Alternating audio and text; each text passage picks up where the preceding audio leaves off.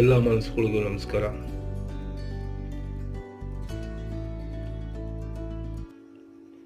ನಾವು ಹುಟ್ಟುವ ಮೊದಲೇ ನಮ್ಮ ಎಲ್ಲ ಕರ್ಮಗಳು, ಋಣಗಳು ನಿರ್ಧಾರ ಆಗಿರುತ್ತೆ ಅಂತ ನಮಗಿಂತಲೂ ಹಿಂದಿರೋರು, ತಿಳಿದಿರೋರು, ಜ್ಞಾನಿಗಳು ಹೇಳಿದ್ದಾರೆ. ಆದರೆ ಅದು ಅರಿವೇ ನಮ್ಗೆ ಆಗೋದಿಲ್ಲ. ಪ್ರತಿಯೊಬ್ಬ ಮನುಷ್ಯನಿಗೂ ಕೂಡ ಹುಟ್ಟಿದ ಕಾರಣ ಅಥವಾ ದಾರಿ ಗೊತ್ತಾದರೆ ತುಂಬ ಸುಂದರವಾಗಿ ಬರುತ್ತಾನೆ. ಆ ವಿಷಯ ಗೊತ್ತಾಗದೇ ಇರೋದ್ರಿಂದ ನಾವು ಗೊಂದಲಕ್ಕೀಡಾಗಿದ್ದೀವಿ. ನಾವೇನಕ್ಕೋಸ್ಕರ ಹುಟ್ಟಿದ್ದೀವಿ, ಏನಕ್ಕೋಸ್ಕರ ಜೀವನ ಮಾಡ್ತಾ ಇದ್ದೀವಿ, ಏನು ನಮ್ಮ ಪಥ ಯಾವುದು ಅಂತ ನಮಗೆ ಗೊತ್ತಿಲ್ಲ. ಅದರ ಸರಿಯಾದ ದಾರಿ ತೋರಿಸೋನು ಒಬ್ಬ ಗುರು. ಆ ಬೆಳಕಿನ ದಾರಿಯನ್ನು ತೋರಿಸೋನು ಗುರು. ಆ ಗುರುನ ಹುಡುಕಿದ್ರೆ ಮಾತ್ರ ಆ ದಾರಿ ಸ್ಪಷ್ಟವಾಗಿ ಗೊತ್ತಾಗುತ್ತೆ.